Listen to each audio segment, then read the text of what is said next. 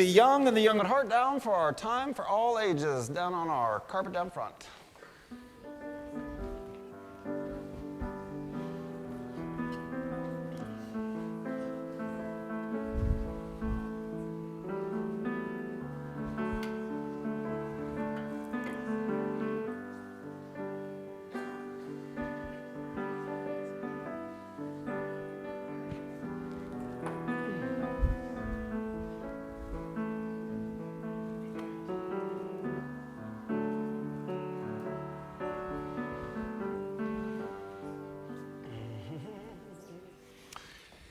Have you all ever heard people talk funny?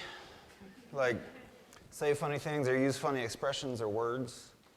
I'm from Kentucky, and there's all kinds of, we say all kinds of funny things back in Kentucky, like, you know, come hill or high water. That means we're going to do it no matter what. Let's see, butter my backside and call me a biscuit. That means it's quite unbelievable.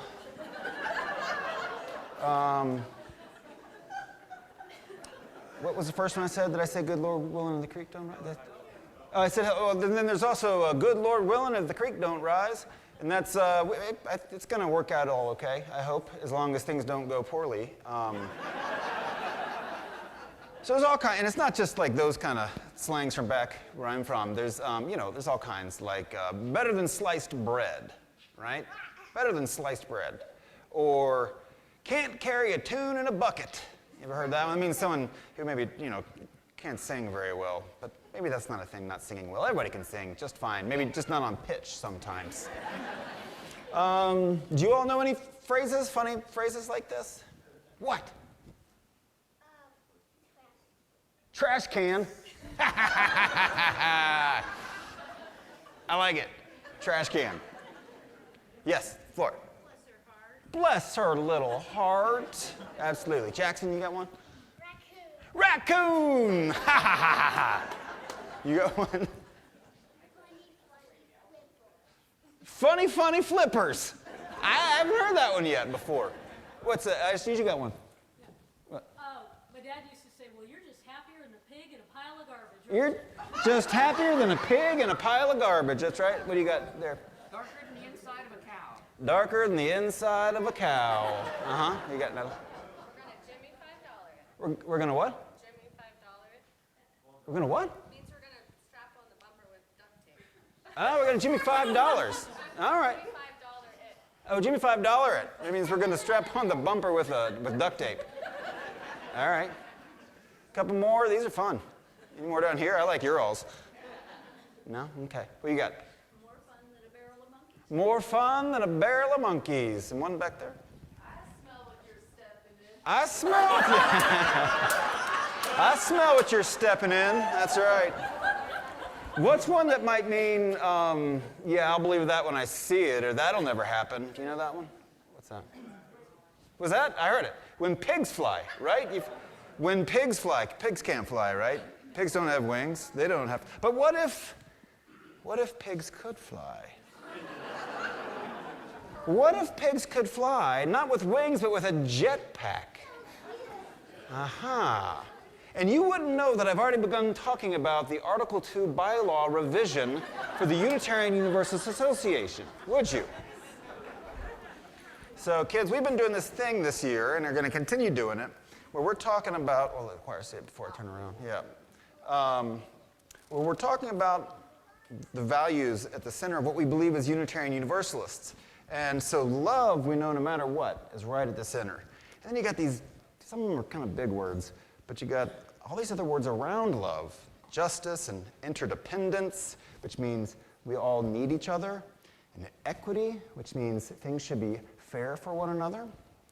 Transformation, which means we're always growing and changing into new people, and we think that's good, and our world is too, hopefully towards love. Pluralism, which is a fancy word for saying we believe that people can and should believe different things, and that even with that, we can all get along together. And generosity, which just means giving. So our congregation is looking, and the first one is today. A slight pitch there, if you'd like to come to our first workshop after church. But Justice is our theme for this month. And justice means doing good in the world and hopefully making things fair and equal for all people. And so if you were to take all these and figure out how to remember them, if you were to spell a word like J from justice, E from equity, T from transformation, P from pluralism, I from interdependence, and G for generosity,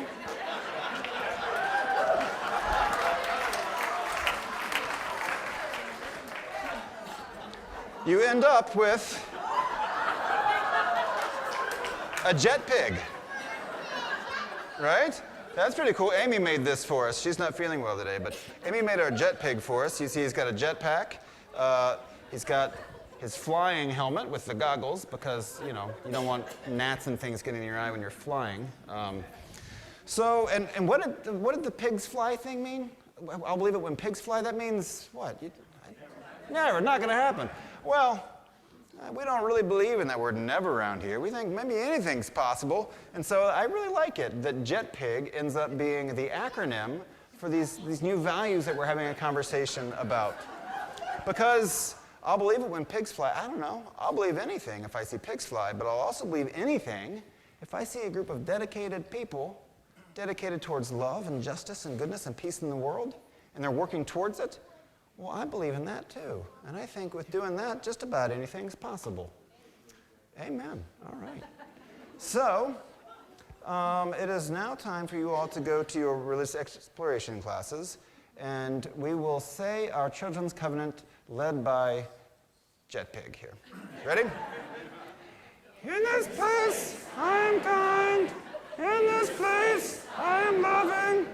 In this place, I am a friend to the earth and all animals and all people. In this place, I am loved. All right. Cool. So we rise in by your spirit as we sing our kids out to This Little Light of Mine.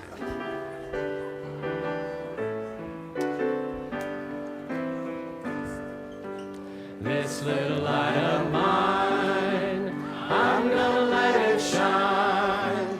This little light of mine, I'm gonna let it shine. This little light of mine, I kind of missed it in time for I'm gonna let it shine, let it shine, let it shine, let it shine. This little light of mine, I'm gonna let it shine. This little light of mine, I'm gonna let it shine. This little light of mine, I'm gonna let it shine. Let it shine, let it shine, let it shine.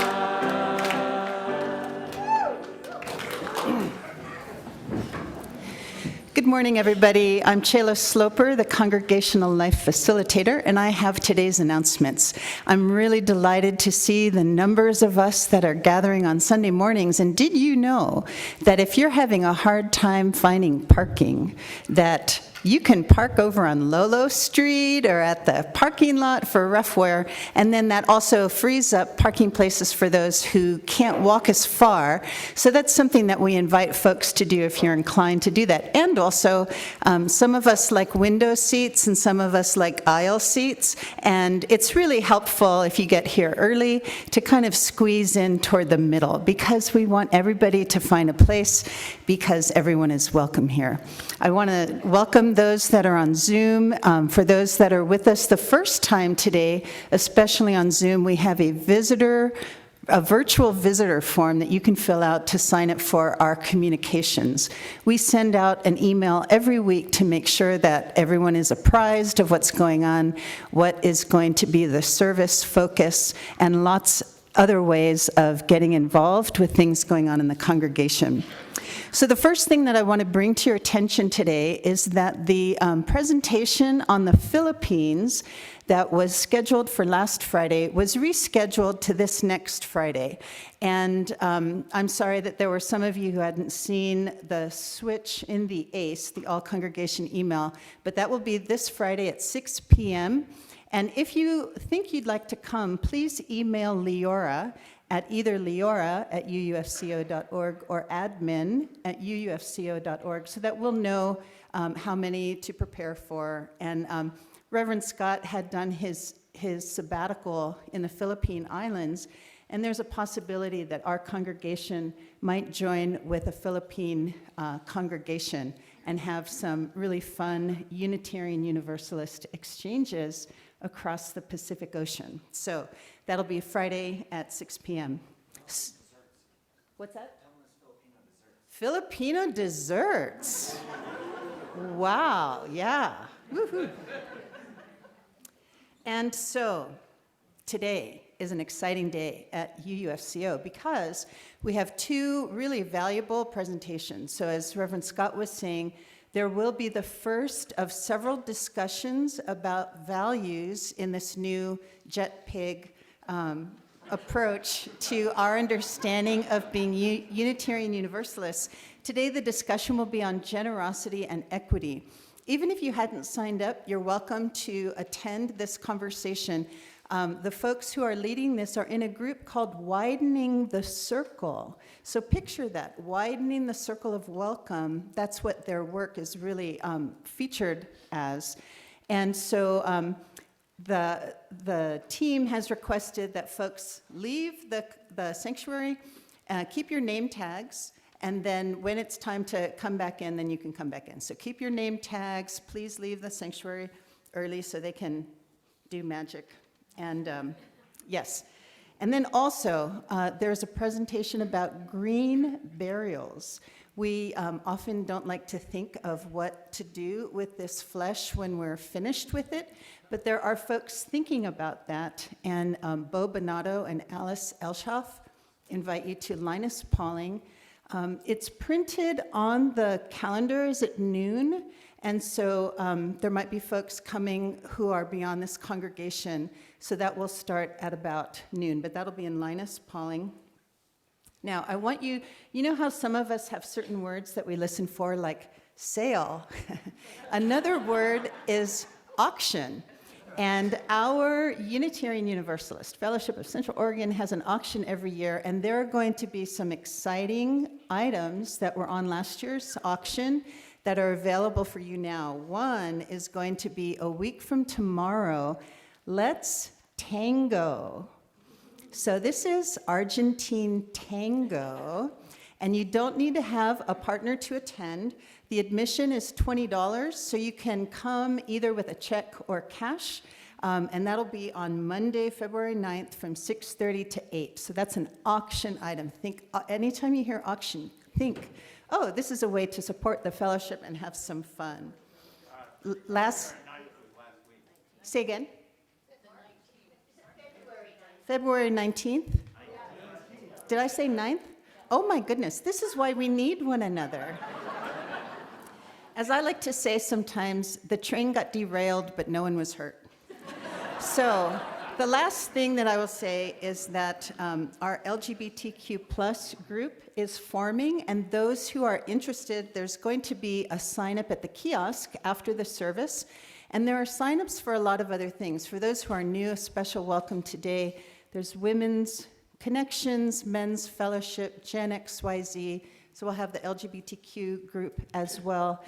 So there are a lot of ways just to meet folks in the congregation and to begin to experience the joys of the community that we are building together. So with that, I'm going to say, go San Francisco, blessings on your day.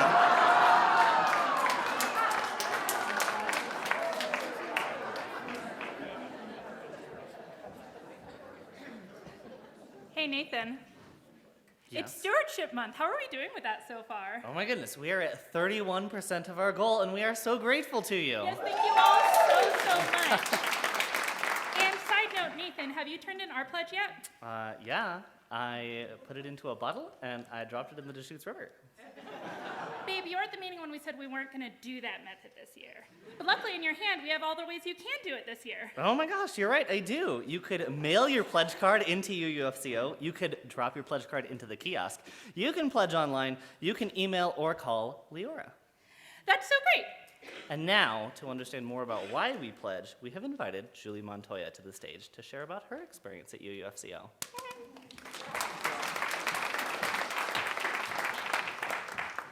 Hi, I'm going to need a little bit of help today. Every time that I say corazón, I want you to make a heart. Okay? Every time I say corazón.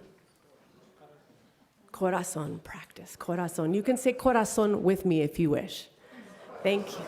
Love that. Thank you so much.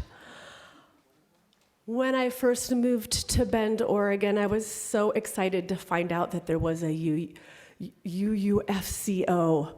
And this was 24 years ago. And I will always remember when I started coming to meet with this lovely group of people, the welcome that I received. Desde el día que nació mi propia hija, ¿sí?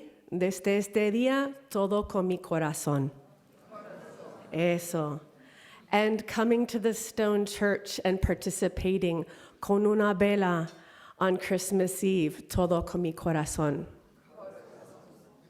And in the tough times when I came for refugio para ver el faro que iluminó mi sendero, every time I felt a difficulty and UUFCO was the lighthouse illuminating my path, llegué con mi corazón.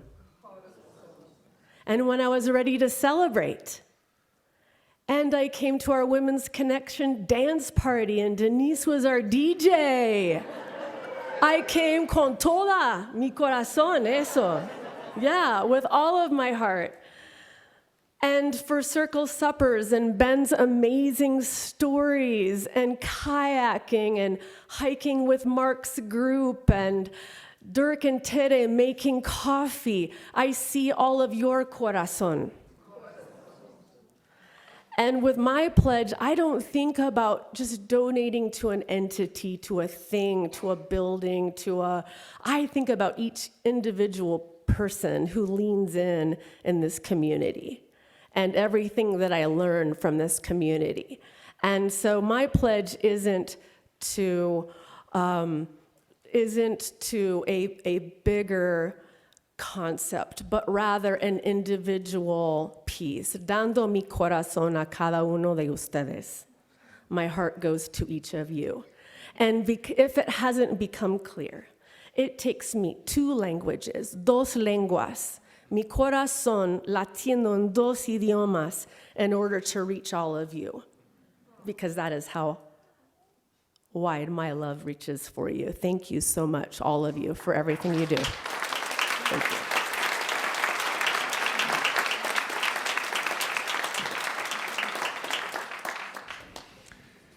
Thank you, Julie. Wow. I wonder if it works if I say it. Corazón. Hey, all right.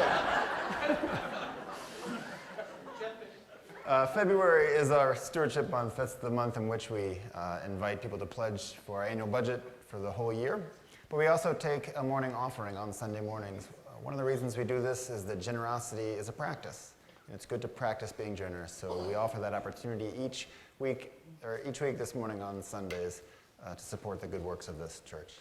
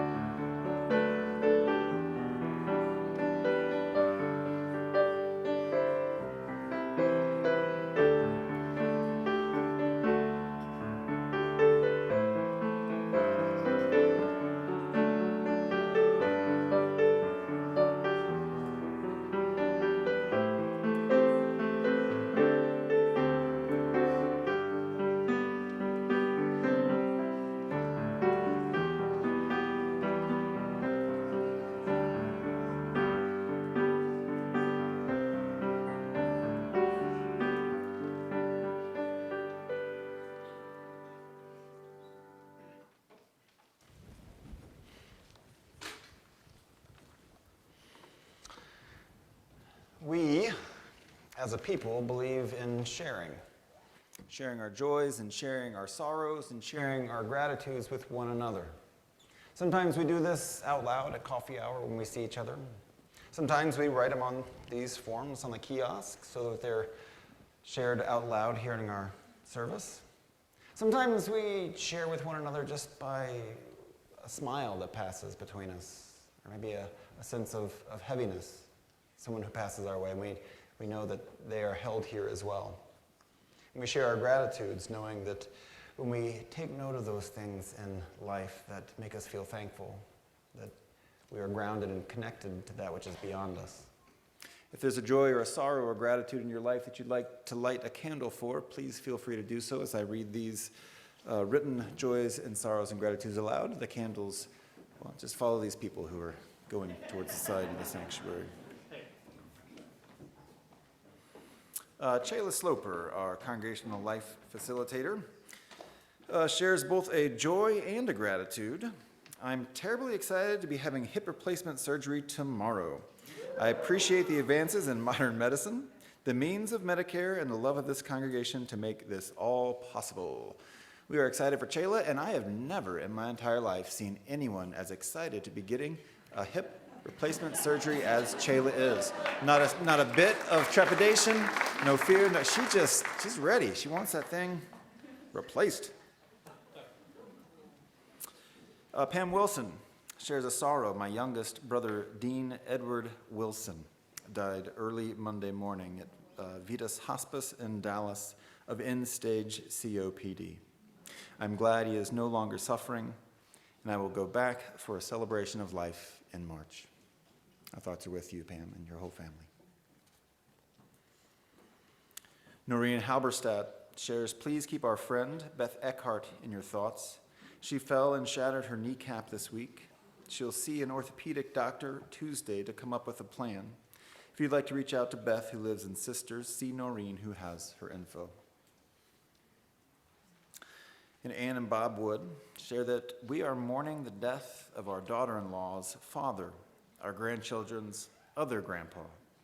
We are grateful that our children's marriage brought opportunities for us all to travel together and to share our two wonderful grandchildren. This local grandpa was an amazing man who lived his values daily with his love of family and friends and community. We will celebrate his life in Texas Monday and Tuesday. Thoughts are with Ann and Bob Wood as well as they honor the other grandpa.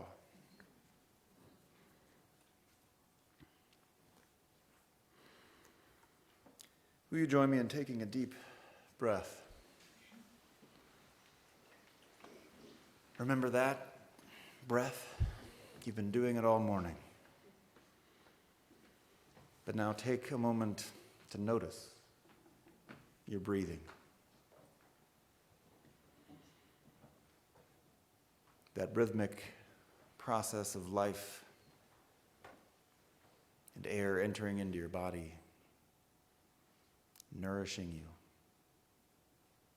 keeping your spark of life alive. Always there, always present.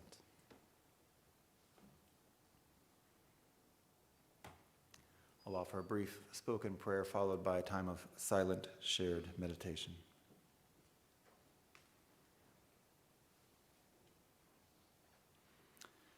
Spirit of life, Spirit of love, Spirit of generosity, Spirit of resistance, that Spirit which serves as our conscience in the work of justice, hoping to make this world work for everyone, every single human, that they might live a life and feel cared for, hopeful, holy, and full. We may witness lives that don't reach that very reachable goal. We find our hearts heavy with anger and sadness.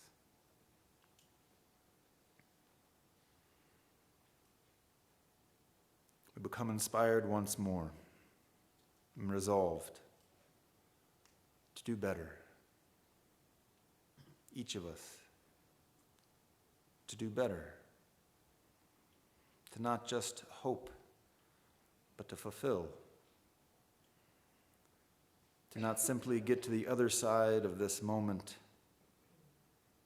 but to get there together, healthier, stronger, more powerful, and more connected to each other.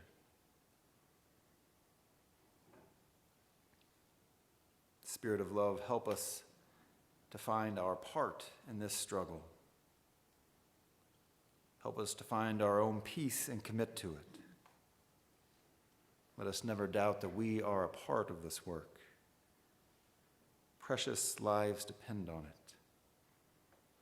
And our work will never be perfect, but it can be ours, and in doing so, belong to the whole of humanity. Each little piece making such a meaningful difference.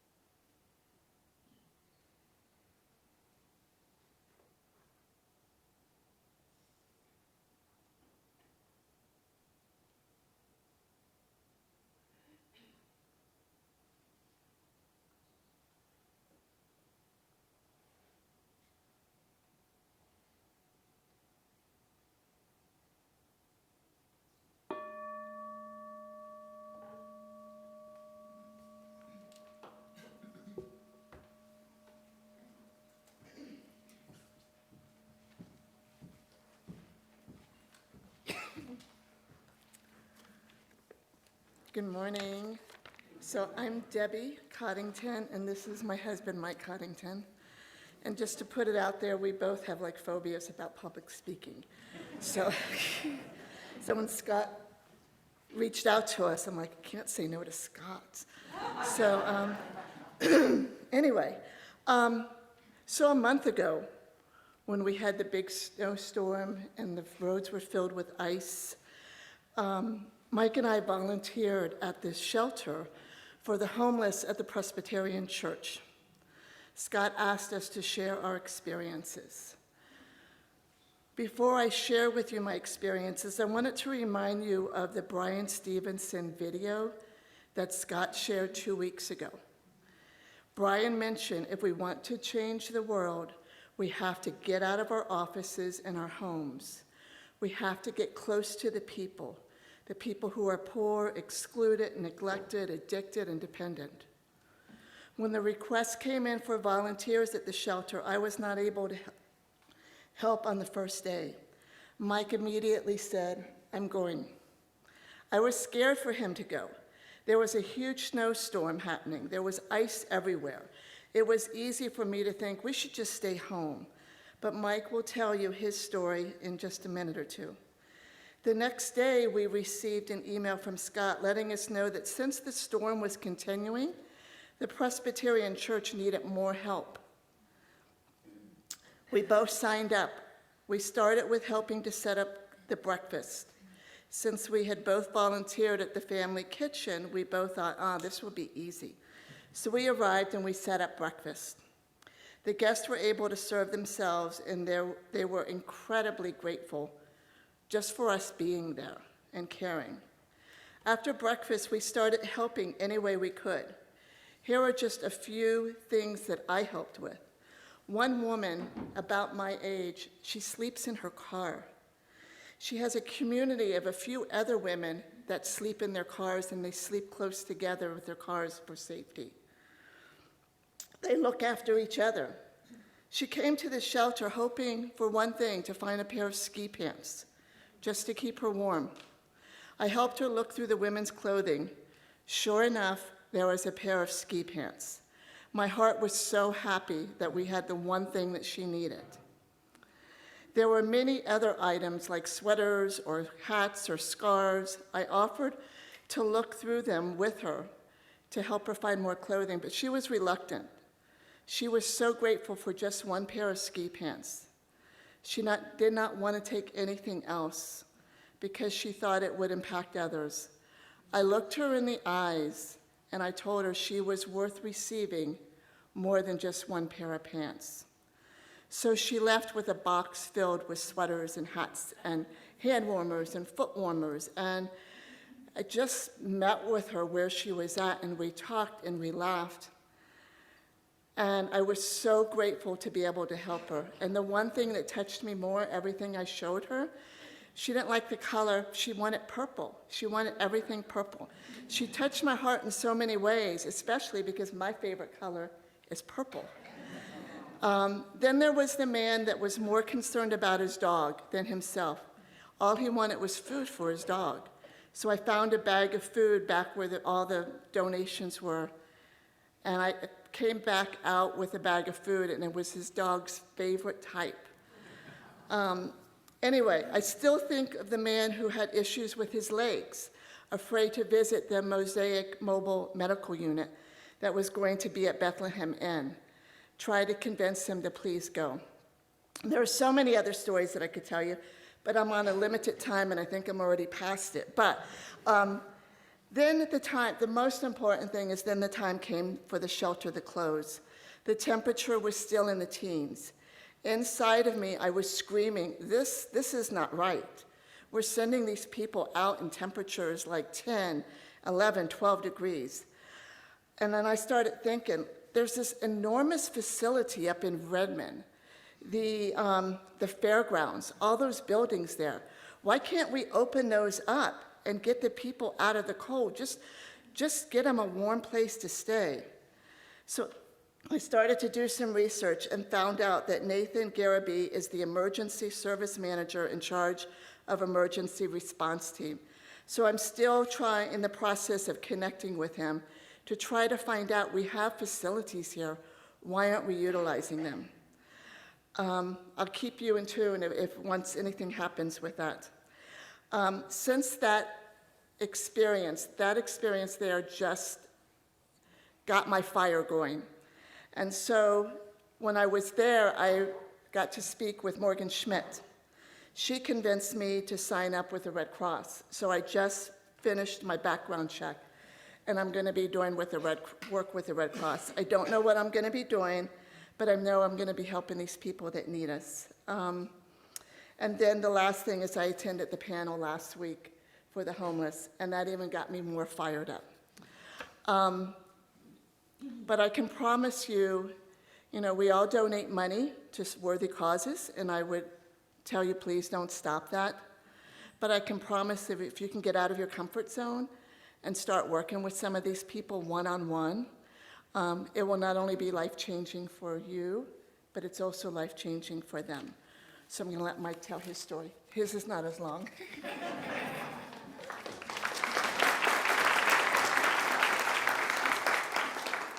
It wasn't safe for me to say that, but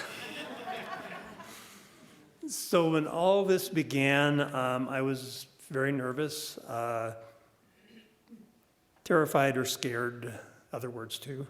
There's that saying that Scott mentioned, there's some sayings. Anyway, I had no idea what to do or how to do it. So when I walked in on Saturday, I was met by the supervisor's name was Karen. She was able to give me clear, concise directions and about tasks to perform, such as put pillows on these pillowcases. Then she gave me a tour of the shopping area where anything a person might need was stored. personal items, food, clothing, dog food, hand warmers. It was while I was doing that I had my first contact with an unhoused person and heard his story. He was a young man who had been a little behind on the rent that he owed to his roommate. When he finally got all caught up and paid it, his roommate evicted him, and he had nowhere to go. He came into the shopping area looking for clothing and some other items that he was taking back to where he routinely camped for people who can't get to the shelter. Now remember the temperature, and I'm thinking people that can't get to the shelter, and it's 2 degrees outside. The next time I went, I was asked to monitor the food table to make sure that there was always food available. In this position, I had numerous encounters with unhoused people.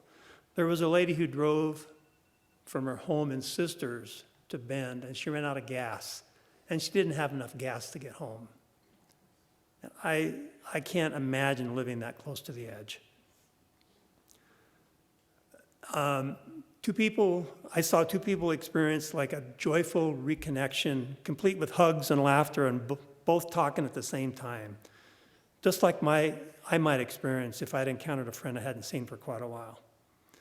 This community, too, despite not having homes, has connectedness and a social structure. Another person who came to the table reorganized it for me. That was something I didn't know how to do. I asked where she learned that skill. She said she was a chef, quote unquote, in my previous life. I couldn't help wondering what barrier stood between her and employment in a restaurant that had to cut back hours due to lack of help. And that still breaks my heart today. By the time I was done volunteering, I found that my time spent at the warming shelter left me feeling grateful, very grateful that I could be a helper instead of a receiver of help. And by opening my heart and getting a little ways out of this box that I feel most comfortable in, taking a small risk, I met a lot of good people, and I had my life enriched. And it was so worthwhile. I look forward to doing it again.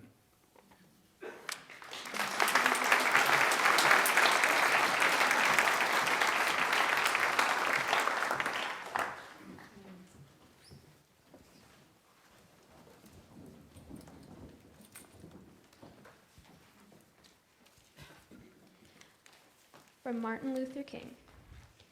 And I must say tonight that a riot is the language of the unheard. And what is it that America has failed to hear? It has failed to hear that the promises of freedom and justice have not been met. And it has failed to hear that large segments of white society are more concerned about tranquility and the status quo than about justice and humanity.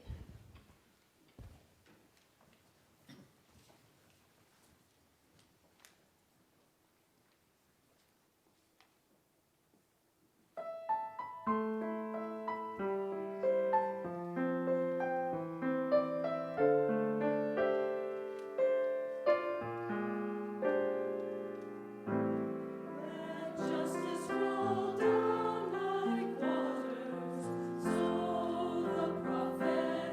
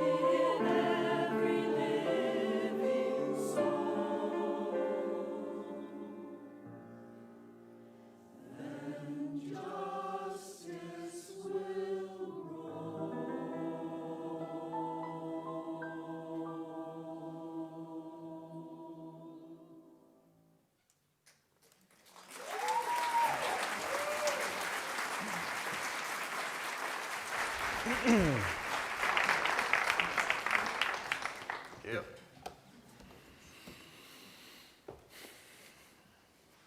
After hearing Debbie and Mike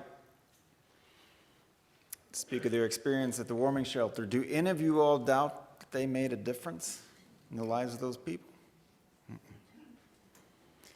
Do any of you all doubt that their lives were changed as well? Do you all doubt that it didn't sound like the easiest thing for them to do? Some fear, some trepidation, maybe being scared on the way there, something out of the comfort zone. Debbie was right in referring back to Brian Stevenson. This is kind of part 2 of last week's service, where Brian Stevenson invited us to consider these 4 things that we should get proximate to people who are marginalized, get close, be in relationship. To not think we can always just do justice work from afar, but to get close and to change the narrative from one of fear and to remain hopeful. To remain hopeful in the face of all the injustice. All these things we see in their story as well, bringing this hope in the face of discomfort. Stevenson's 4th one, justice work is not always comfortable. We'll put those in our newsletter. You don't have to memorize them, write notes. We'll put them in our newsletter, those 4 points, because they're worth remembering, because they really do act as a good guide for justice work in our world. So I want to tell you this heavier story of Paul Gruinger. Paul Gruinger was the commander of the state police in St. Gallen, a northwestern town in Switzerland that comes right up against Austria. He was the head of the police border in this area. And this area happened to exist in the time of 1938. And the Swiss government had just closed its borders and instructed all the border guards to keep the borders closed. Nobody in without proper documentation, certainly not from Austria. Nobody. And if you remember 1938, there were a lot of people trying to get out of Austria. In November of 1938, the Nazis stormed Vienna and organized the assault we know as Kristallnacht, that turned Austria's state capital into a place of terror and violence, foreshadowing more horrors to come. Hundreds of Jewish shops were vandalized. There were temples burned down. There were injuries. There were fatalities marked across the town. There was little doubt at this point what this unification of Austria and Germany meant at this point, and Switzerland was right next to it, sharing a border.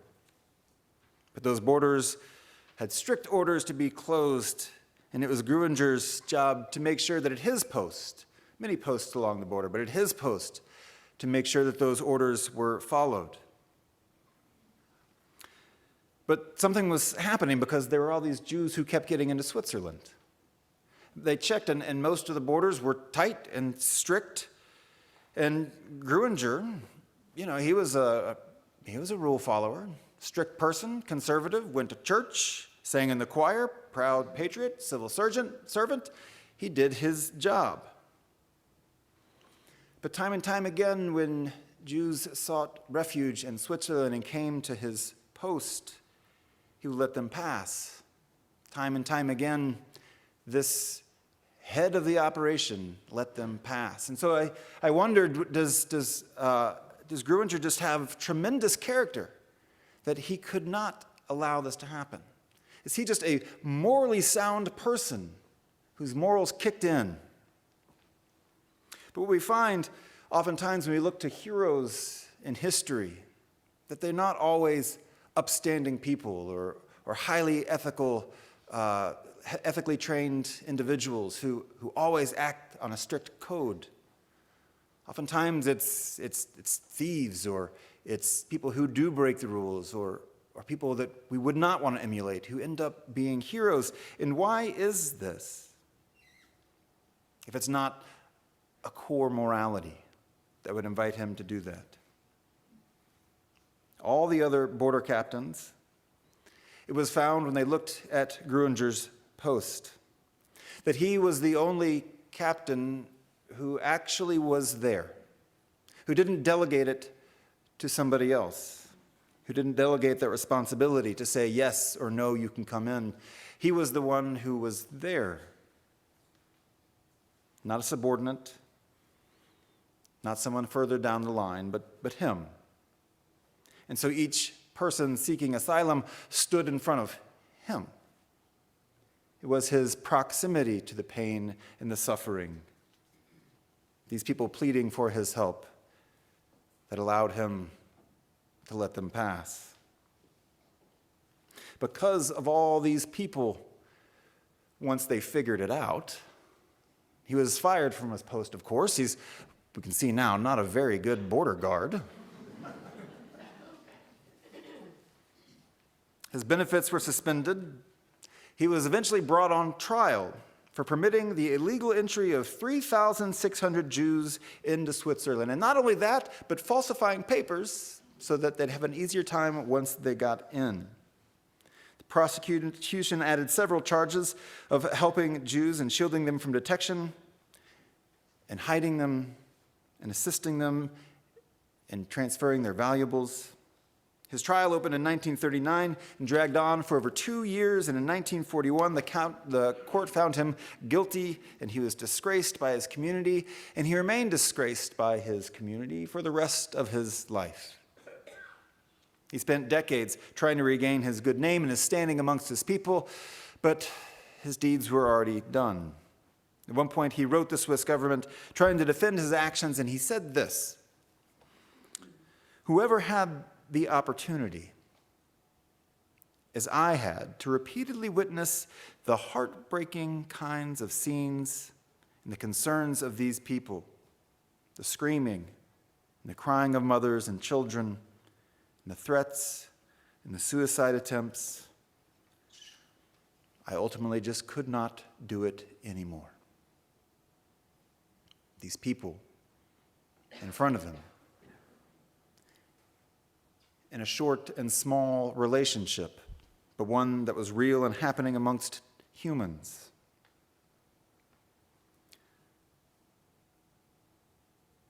The Jewish writer Eyal Press writes, "What ultimately determines moral conduct are not character traits or personal beliefs or political attitude, but rather situational factors." This challenges me when I wonder about my own character traits, when I think to my personal beliefs and my values professed, my political attitudes, and I wonder how often those are translated into true and real actions. But I do know that when I'm in proximity and close to pain and suffering, that something happens to my heart. Something compels me to act, and it has nothing to do with my moral character, nothing at all. It has to do with my humanity and being next to someone who's in pain. In time, as happens in 1995, the Swiss government had his conviction overturned. He was not alive in 1995. We're called to get close, to get uncomfortable, and to keep hope alive, to change this narrative from fear when it comes to acts of injustice from people who are suffering.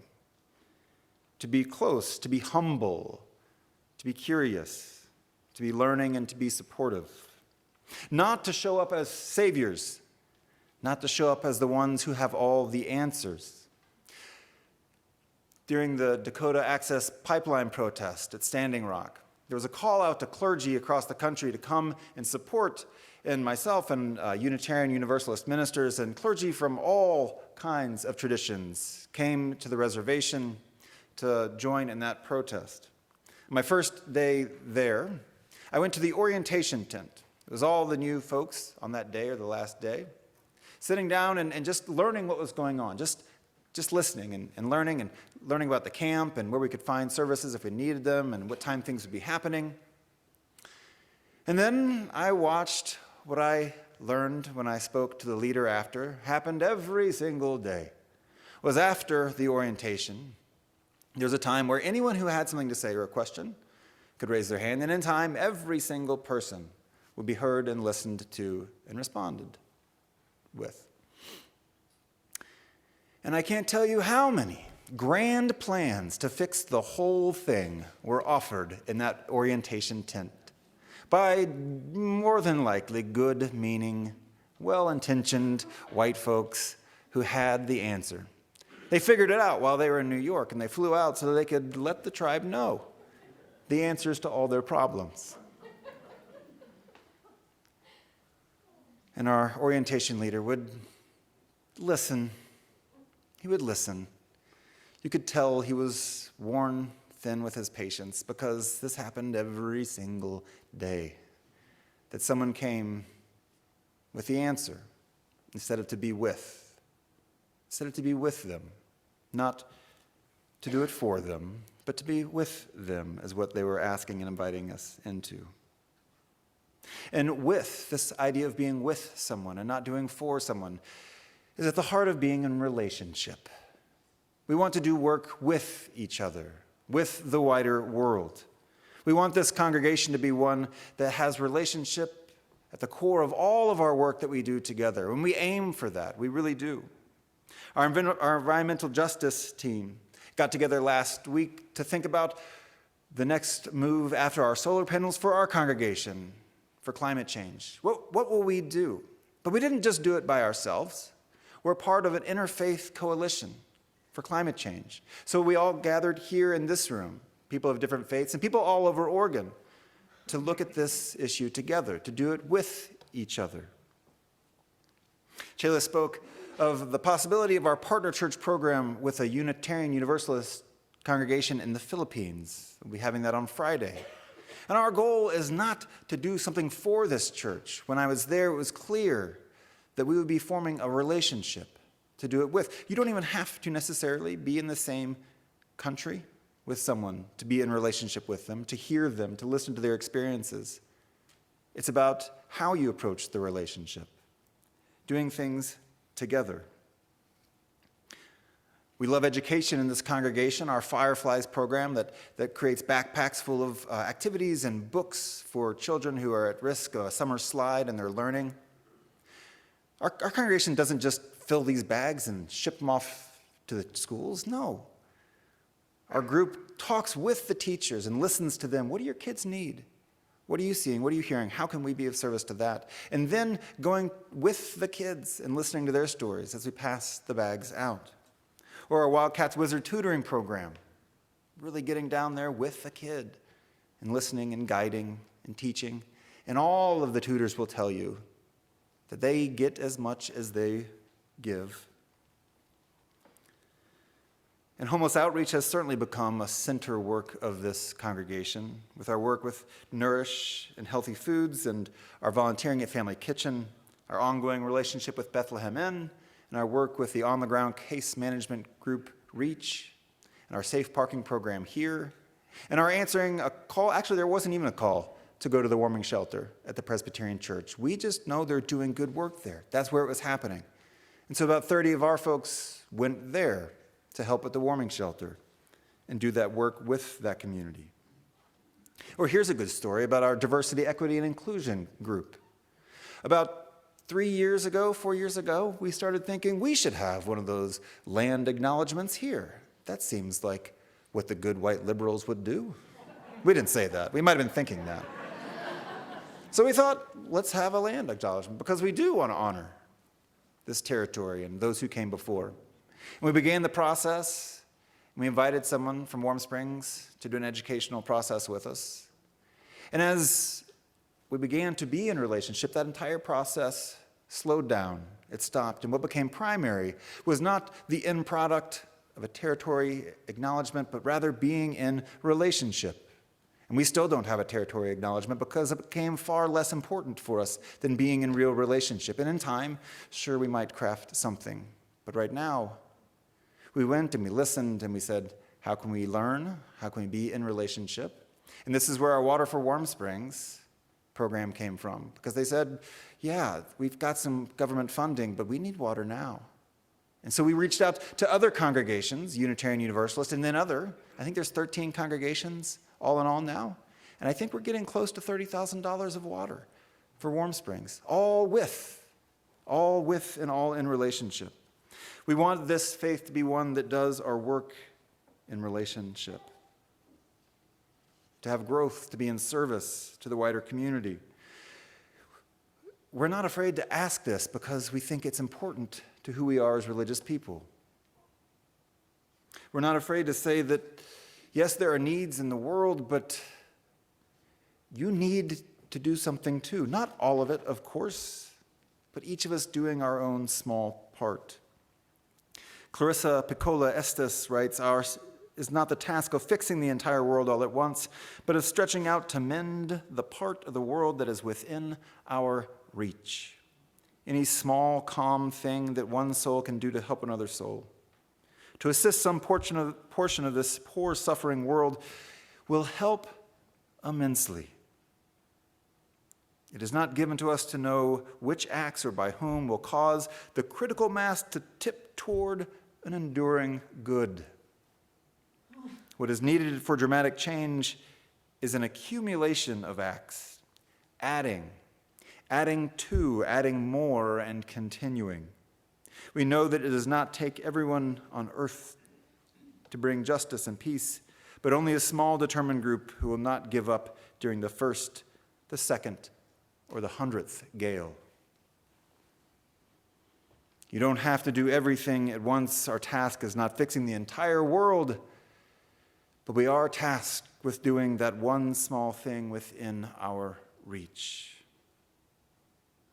You don't need to do it all. But we are willing to say here that you do need to do something. You need to do something because the world needs something done.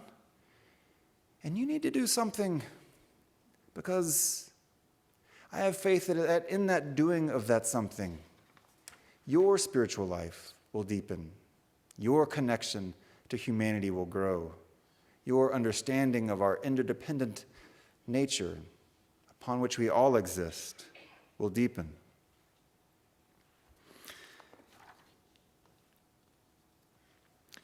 The choir sang to us the song from Amos, that famous phrase, "Let justice roll on like a river, righteousness like a never-failing stream." It's an interesting thing that God led the prophet Amos to write this verse, and the context was that all the good people, all the Israelites at that time, were doing all the things, checking all the boxes, having all the worship, making all the sacrifices, doing all the rituals. And he said, that's all fine and dandy. But if you're not doing the good works, then you're not doing my work. God, in effect, calling out the hypocrites of the world, what we say we believe versus what we do in the world. The Reverend Kimmy Floyd Reich closes our service here with her poem 1. She asks, what does it mean to walk the path of justice? Is it enough to focus on the sick or the suffering? Or does justice call us to something deeper, a place where we stand in solidarity, empowering liberation for all? We let it illuminate the path that we seek. And in stepping onto this path, we recognize that our liberation is connected to the liberation of all. That your liberation is connected to my own. That we journey together toward a place where all have enough love, enough hope, enough dignity, enough equity, until each person born can grow and thrive. Until each person born can grow and thrive. May it be so.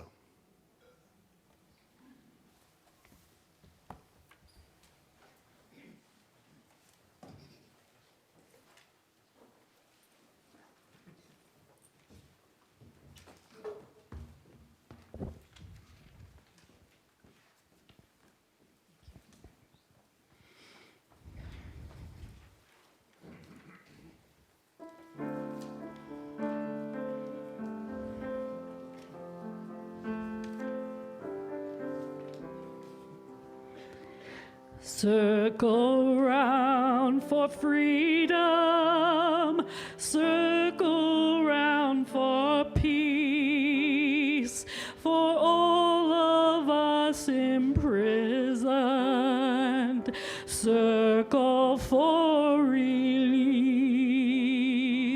circle for the planet, circle for each soul, for the children of our children. Keep the circle whole.